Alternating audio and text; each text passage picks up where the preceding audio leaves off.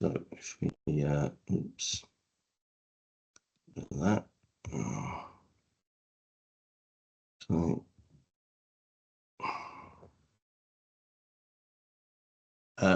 okay, so a quick run through the program. What we've got here is, just make sure, can you hear my sound? Have I got that? We can hear you well, and also Yeah, you're sharing the can hear presentation, you. Martin, so thank you for that. Great, that's okay, so I just wasn't sure the sound was sharing. Brilliant.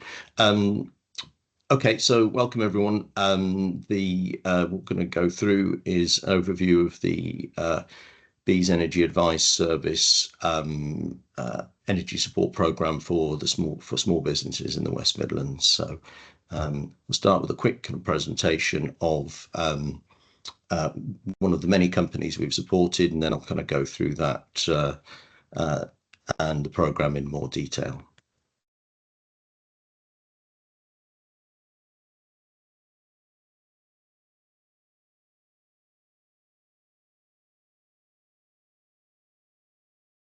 Oh, Martin, the volume on the presentation is not audible again, as per the other day. So Okay. if you want to run through that, Yeah. change. Sorry. I'll okay. We'll go. My apologies. We'll go. I think it's the same change that you did a couple of days ago. Yeah. Should be okay now, all being well. So what we'll do is head backwards and then go from there. Oops.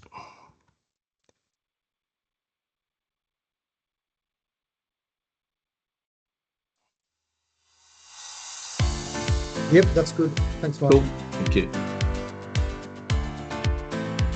We design and manufacture door hardware for high-end commercial buildings. We do pretty much everything that we do in-house. It gives us a lot more control. Sustainability is a key factor over the last 5 to 10 years. The main challenges are the rise in energy costs. So that's something that we've been very keen to look at and ensure that we're trying to keep costs as low as possible. We found out about the Net Zero Decarbonisation programme through Aston University. They put us in touch with the right people. We had representatives from Aston University come to our site, conduct an energy assessment, and then subsequently create a report. We didn't realise how much energy saving was actually available to us. There are several key products that we manufacture which utilise 3 or 4 machines. What we realised is that consolidating those processes into one machine has a drastic reduction in energy usage. We were successful in our application. We received the maximum allowance of 100,000 match funding. The machine is here now, delivered, commissioned and running and manufacturing parts. Not only does it ensure that we're manufacturing components of the highest quality, it means we're doing that with reduced lead times, and in turn it means energy savings and therefore sustainability. The support from Aston University has always been very good. We've been given guidance on the exact steps to follow. They were only a phone call or an email away. I would certainly recommend any business to explore the Net Zero programme. It has really accelerated our investment programme in those areas.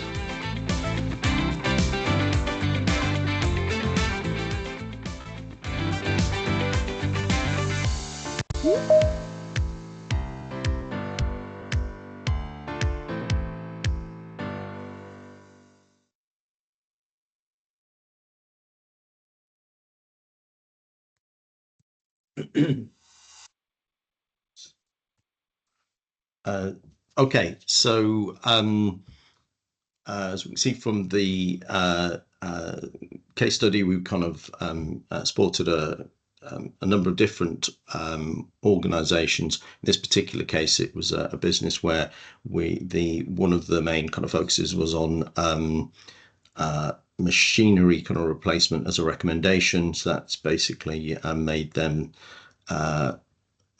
considerably kind of more efficient. As you can see from the piece at the end of the video, they're saving tens of thousands of pounds. In terms of the grant component, Ash's here from Birmingham City Council, so he'll kind of give some further details on that as we move forward. What you're looking at here on the screen is a section of the report that you basically receive as part of the energy assessment process. So the reason that's up is just to kind of give you an indication of the variety of different areas that we can kind of support within this. So we can see we're looking at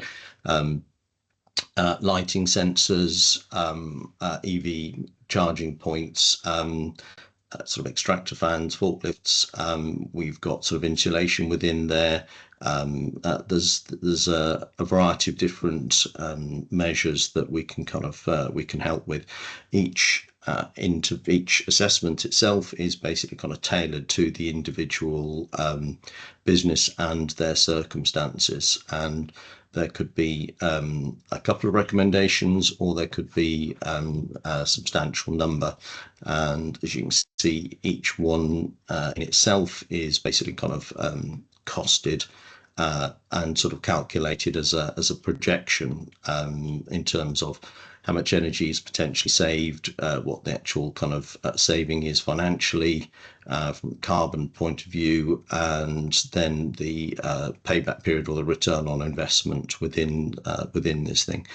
I guess the key thing to point out here is two areas. One is that these are all kind of costed on an individual basis, and one of the key parts within this is that each individual impact has a knock-on effect on all the others. So I guess the kind of cliched way of saying this is that the sum is greater than the individual kind of parts within it, which if you're looking at something, say, like renewables, then if if everything else is running very, very efficiently, then you need less energy in the first place, which makes the actual things like solar or ground source heat pumps or whatever it may be much more effective. And got a number of businesses we've worked with that are in a situation where they're in a positive energy circumstance during the year, which obviously then kind of helps to further reduce their overall consumption throughout the 12-month period. So that's just to give you a quick kind of heads up in terms of the program and what to potentially kind of expect from it, and by way of an example. Within the West Midlands, sort of in particular, but these are kind of figures from the UK. Part of the reason that, and I'll come to this in a couple of minutes, the government's involved in supporting this is basically because manufacturing, as we can see, just as an activity, just kind of uses considerably more energy as a kind of a building type than other industry sectors. So warehouses, we can see in certain areas, going to use quite a lot of energy, and if you kind of go into the detail of some of these things, you've got it doesn't reflect on this particular graph, but if you look at things, say, like hospitality, pubs, restaurants, per square meter, they're actually very energy intensive. But overall, manufacturing just by far and away uses considerably more energy as a process. So therefore, anything we can do to basically kind of help manufacturing companies will obviously have a sort of a bigger impact in terms of both the business, but also the region as a whole. So just to kind of give you a quick overview of what's going on, why we're doing it. The UK government has got its net UK net zero targets that they're looking to meet. When they were trying to understand how to help small businesses as part of that overall program, discovered that to their surprise, there wasn't actually much information out there. There'd been a lot of support programs, but no one had ever actually kind of taken the time to gather the data and understand what the impact of those were. So they commissioned a pilot program, which is what we're undertaking at the moment, to support businesses as a means of understanding how the energy they use is kind of consumed, and then feed into future policy as to what would be the most effective ways of helping business. So basically two outcomes on that. One, to encourage everything, businesses basically get a free energy assessment, as we're kind of discussing here, and as Ash will talk about later. Then to help businesses implement the recommendations, there's a grant available once the energy assessment has been completed. So that's the reason for the program and the overall process in a nutshell. As already kind of discussed, part of the reason for choosing the West Midlands for this is that there's a really good mix of manufacturing, retail, service, etc. Across the area. There's other parts of the country would have something similar, but tend to be more specialised. There's obviously the bigger kind of issue in terms of things like net zero, but we're also, government's kind of, as I've sort of pointed out in the previous slides, we're cognizant of the fact that building types heavily kind of impact the amount of energy that's utilised, and many businesses simply don't have access to the kind of information that they need to be able to kind of help themselves, as the chap mentioned in the video case study, and often they're surprised at the level of intervention that can be made. I guess as an example, another company we've talked to that were also manufacturers but making things from kind of wood products. When we went out to them initially, they basically kind of thought that the main energy saving would be from their machinery. Actually, as it turns out, there was significantly more saving to be made from looking at their extraction fans. Making anything in wood just generates a lot of sawdust, chippings, all that kind of stuff, and those had been in place for a number of years. They were less efficient, get gunked up over a period of time, and actually once we'd done the assessment, saving, the bigger impact was actually through the extraction fans, not through the machinery itself. And they received a grant for that for over £70,000, and saved saving 40% on their energy costs, which, depending on what it is that you're doing, can be, 40% is a significant saving. So what's actually kind of going on here? We're basically looking at two different types of energy assessment, depending upon basically the consumption of the company in the first place. So if you're consuming less than 750,000 kilowatt hours of energy, that would be what we call a standard energy assessment, or if you're consuming more than that, then be energy intensive. The assessment process itself is exactly the same. So that for the larger energy consumers, what we're additionally looking to do is help them become kind of more strategic in terms of their energy use. So in addition to the energy assessment, they would also get within the report they receive a roadmap in terms of planning energy consumption moving forward, and we also run a workshop with them to basically kind of help them to become better energy managers overall. And just to, as you can see there, again within the slide, we can look at a wide variety of different energy interventions depending upon the nature of the business and what they need. So in order to basically, the program, as I said, is running in the West Midlands, so Aston is kind of leading on the combined authority area, which is the stuff in the orange colour, but it's available across the whole of the West Midlands, as you can see. So the eligibility criteria is pretty straightforward. You simply need to be a small business, which from a turnover point of view means you're kind of basically turning over less than 42 million and a balance sheet total of less than 36 million, and you're employing less than 250 employees, which means up to and including 249. The other bit to mention within it is that we aren't basically supporting sole traders within the program. By and large, they won't use as much energy. A lot of them will be operating from home, and as Ash will detail later on in the grant, we have to support business entities. As I already said, the location is basically across the West Midlands, and as kind of inferred just a moment ago, there's a minimum kind of threshold, so you need to be kind of consuming 25,000 kilowatt hours or more within it. And as I said, if you're an energy intensive company of over 750,000, then it'll be a different form of energy assessment, but the overall number of detailed points within the report itself would remain the same. Okay, so in terms of how to actually kind of engage and what is involved, then the start is really easy. We'll send you out a link, and also there's a copy at the end of the slides, basically, so you go and register your business on the Business Growth West Midlands website, fill in your details.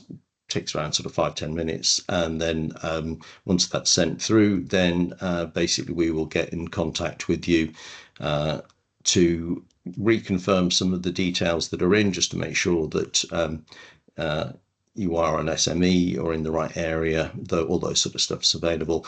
We'll also discuss other things we need, like basically copies of your energy bills from the previous 12 months. The reason we need those is just to basically confirm you're consuming more than 25,000 kilowatt hours, but also then to kind of act as a benchmark in terms of us then working out and helping you to understand the kinds of savings that we can make. So if we've got the full, again, we need a year's worth ideally, just because it gives a kind of a better overall picture. If we just get a couple of bills, you know, a cliched example from the summer, then if you extrapolate that, it'll look like you're not really consuming much. Or if it's just, say, from the winter, for example, then it may look like you're consuming far more than you actually are.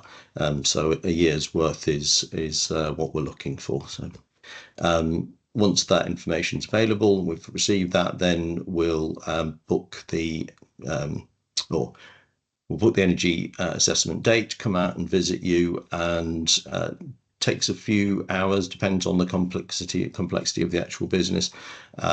Effectively, we'll kind of come out, walk around your site or sites, and understand what's going on within that from the point of view.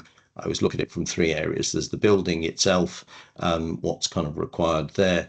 There's the kind of internal processes in terms of machinery, whatever equipment, whatever that may be. And then there's things in terms of behaviour. There's things like changing behaviour or introducing maintenance schedules, and things can, again, make a substantial difference in terms of what's going on. Excuse me. It says on-site assessment. So if your business has 3 different sites, let's say there's one that's kind of headquarters where admin and sales is operating from.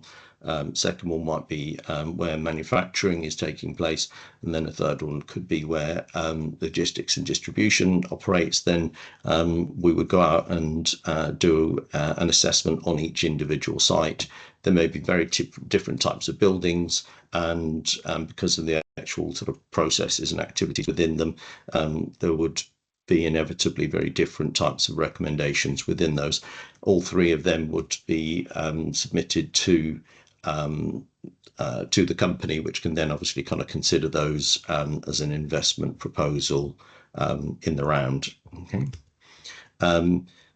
As I say, once the assessment's kind of completed, then you will get a report that will, as we looked at, kind of detail a number of different recommendations, which you can then sit and kind of consider in terms of what makes most sense from the point of view of your business.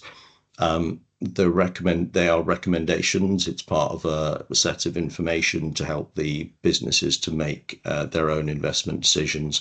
So it may be that you don't implement all of them, or you want to actually, as we said, we've kind of discussed things like roadmaps. It may be that you want to actually implement them in over a staged kind of process within what's going on, but that's your decision as the business owner in terms of what you want to do. Having had a think and decided potentially where you want to move forward, then, and having received the actual report itself, then that makes you eligible to apply for a grant to support implementing the recommendations that have been made, and we'll go into what's involved in the grant in more detail once I've finished.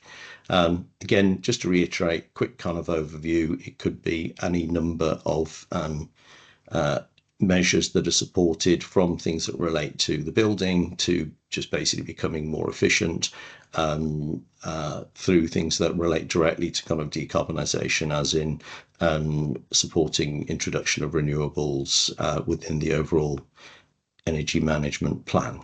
Okay.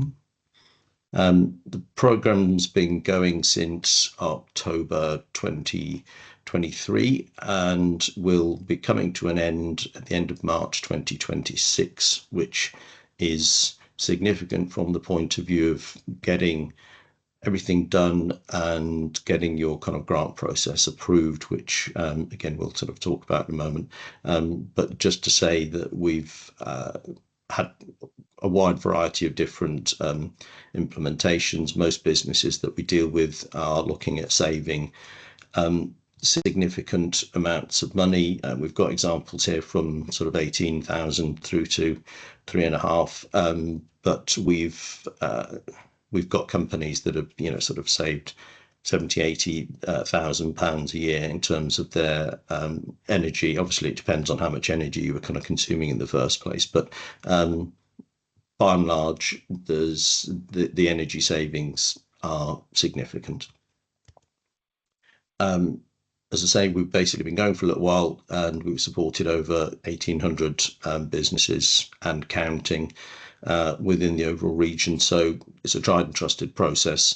It's very straightforward, and we've got a lot of experience across the whole region in terms of helping a wide variety of different businesses, whether they're services, retail, manufacturing, leisure, hospitality, whatever. We've done a number of audits to help those businesses save energy in those areas. So best way to sort of start the whole thing is to quite simply go on and register your company. Obviously, you can kind of scan the QR code there, or just from the hyperlink within the thing, but we'll send you out a copy of the presentation, and that will contain further details of how to kind of link directly within the thing.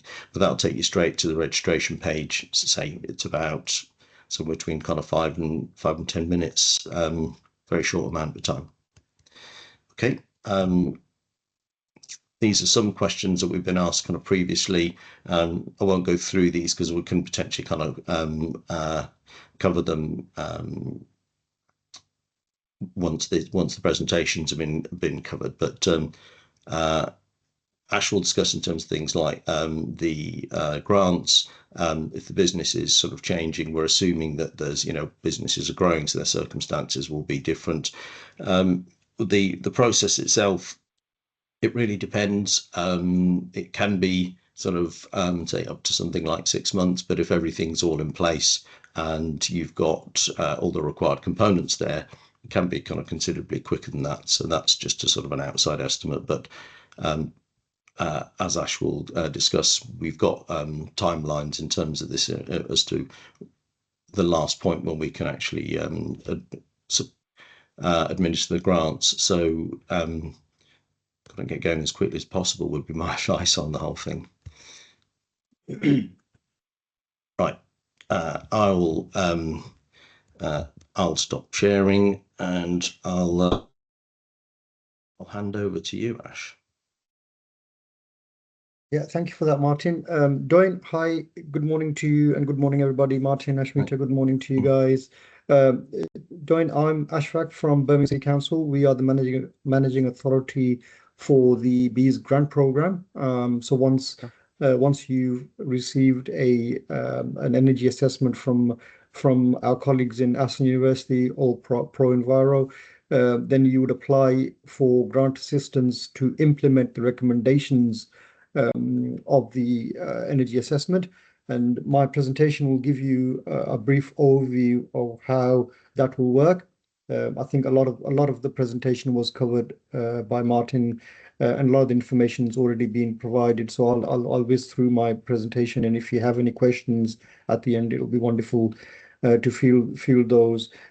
Doin, I hope I'm pronouncing your name correctly. Yes, Do you want yes, to tell you us? are. Do you want to tell You us are a little bit Ashfaq. about? Yeah. Thank you, Doin. Do you want to tell us a little bit about yourself and your business and what is it that you do and what you're interested in going forward? Yeah, so I work for a business with a significant operational footprint in the West Midlands. We've got 3 sites here, and I think for us, I mean, sorry, I look after sustainability for the business. It's a global business, with operations out in the EMEA, Asia Pacific, and a JV in the US.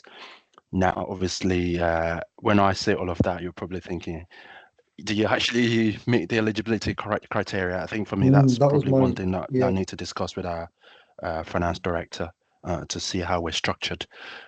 So from the eligibility criteria, we potentially might not meet that, but then again, it depends on how we're structured. So I need to have that conversation, like I said. But the whole idea really is to look at the business and look at the increasing importance of sustainability. And then start to help to integrate that into the operations within the business. I think I wouldn't say it's a new thing for the business, but it's probably this year's probably a key year for us in the sense that we've now put some sort of strategic action plan and program behind that. We're now looking at doing things, we've done bits and pieces here and there, but then there's always a lot more to do. And I think, on that journey, we've just set ourselves some emission reduction targets. We absolutely think that the decarbonisation program, we will need all the help we can to achieve that. There are things that we've done, however there is more to do, like I said, and it's just exploring how we can work together to make that happen, from an operational efficiency perspective. No, thank you for that introduction, Doin. Really appreciate that. Just a couple of points of clarification. I think as Martin's already mentioned, the timescale for accessing these grants, not just the energy assessment, of course, you have plenty of time to get the energy assessment, but in order to get the benefit of the grant, you do really need to work very, very quickly. The grant program ends at the end of March next year, March 2026. And as it's been mentioned, that the whole process could take 5 to 6 months. And within that timescale, you have to have the energy assessment undertaken, a report available to us, and then you would apply for the grant, go through our grant process, which could take 6 to 8 weeks. And then you have to implement your project post receiving a funding agreement from us. And as you're probably aware, timescales are always against us. So we're always sort of carrying a ball uphill, so to speak, when it comes to timescales. No more so than now, because the program has been going for a couple of years now. So if you are going to benefit from the grant program, you really need to get your skates on. And my second point was about the eligibility. The grant is restricted to SMEs. So you really need to have very early conversation with your finance people to see whether you may meet the SME definition and criteria. I think that one of my slides does go into a little bit of information that we might need. And I think if Martin doesn't mind me saying so, in order to access the energy assessment, the EA, you still need to meet the SME criteria. So in order to access benefit from both elements, the energy assessment and the grant, you need to be an eligible SME. So just depending on how your group structure works, you may be ineligible because sorry, is what I'm trying to say, depending on the on the autonomy of the various different functions you have Sure. over the globe. So with that, Just further quickly ado, can say, if you get in contact with us, Doyne, we can have a kind of one-to-one conversation in terms of understanding how you're structured, but also there may be other ways, even if you're not an SME, that we could potentially help you. It mean you may not be eligible from a grant point of view, but if you're a large company, it means you've got resources anyway. So there's other things we could potentially have a conversation around. So if you want to get in contact with us, Okay. either myself or Ashmita kind of directly, that will be more than happy to help. And just to add on to that, I think it's very important to get that squared off fairly early on. What you don't want to do is go down, and I have had this, I promise you, and it's very disappointing and sometimes frustrating that a company's gone through our process and then we find right at the end of the appraisal process they're not eligible for whatever reason. So please square off these loose ends fairly early on. So I'm hoping you can see my presentation. I'm going to whiz through it, like I said, because I think a lot of it's already been shared with you. So I'm Ash from Birmingham City Council, and we're the managing body for the grant program. Okay, sorry, there you go. So the aim of the presentation is here, and I think we've already discussed these points. If you want to share us on play mode, I'm sorry, am I not sharing on play mode? I'm sorry. We're looking at the No, you're okay, no problem at all. I'm sorry, I thought I was. There I'm we sorry. go. Is that better?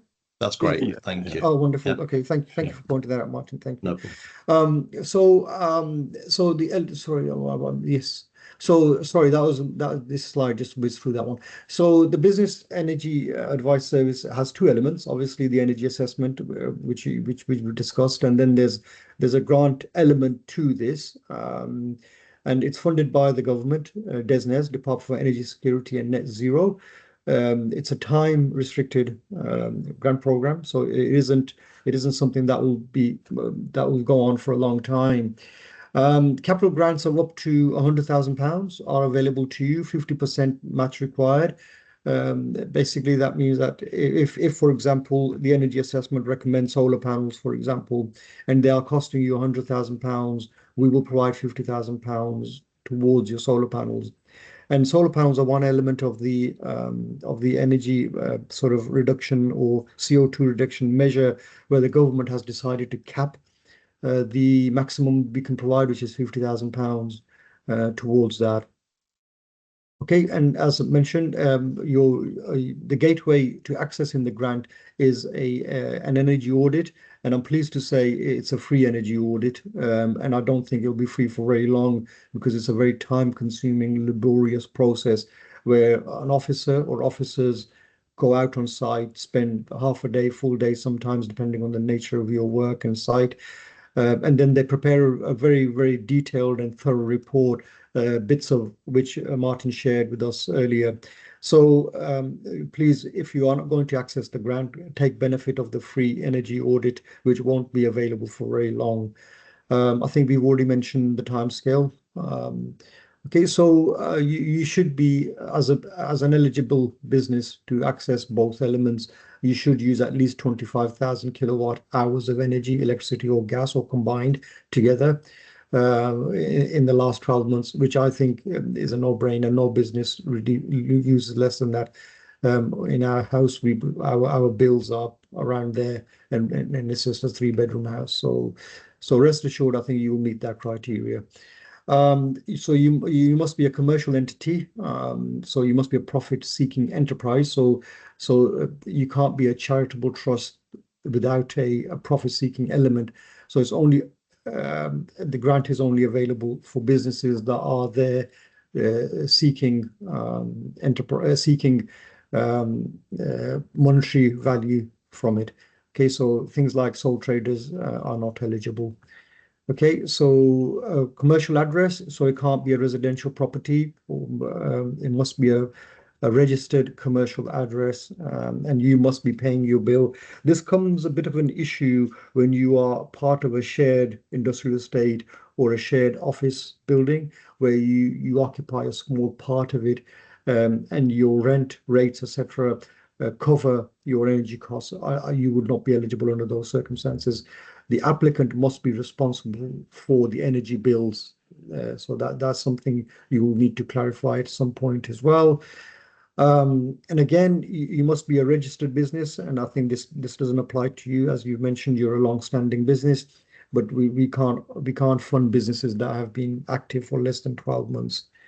The payback period on any of the recommendations you will be implementing must be a minimum of 2 years. That has never been an issue for us up until now. The payback period, the issue arises when the payback period is too long, beyond the life of the item or the product that you're buying. Okay. So some of the eligible costs, I think solar panels we've mentioned, and we've mentioned the ceiling limit on how much we can fund solar panels. And some of these things are heating system upgrades. The heat source pumps are very, very good in replacing boilers and things like that. LED lighting, which is one of our with solar panels, LED lights are something that every majority of the applicants, I should say, not every, are accessing money for. So you can see some of the things that we can cover.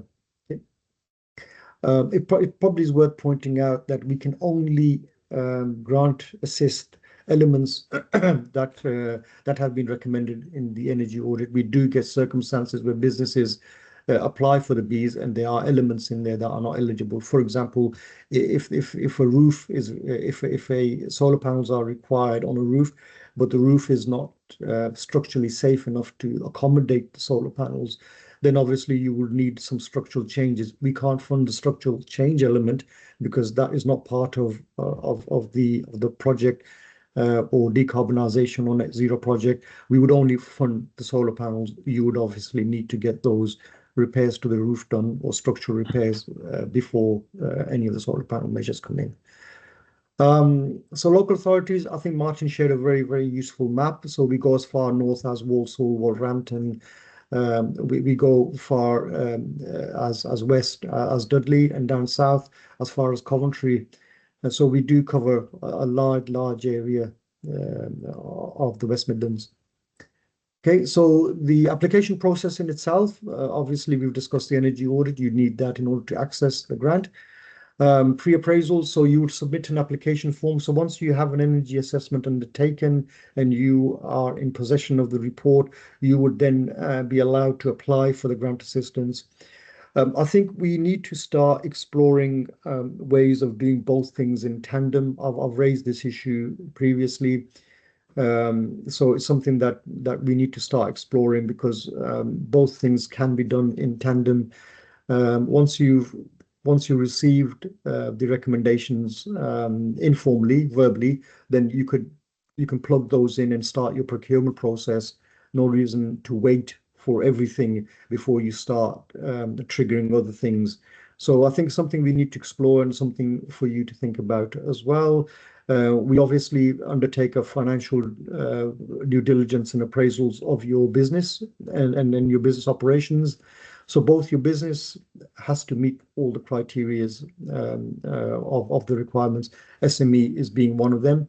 And obviously the project being proposed has to meet the BEAS criteria and it has to be recommended on the EA. Just some hints and tips on how best to submit your application. Of course, there is support available to you. You'll be designated a project officer from our end of things.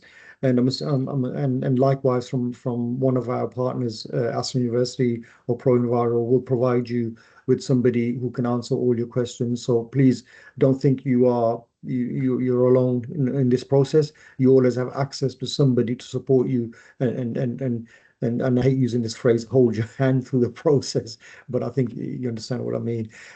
Use the guidance notes. We have quite extensive guidance notes on the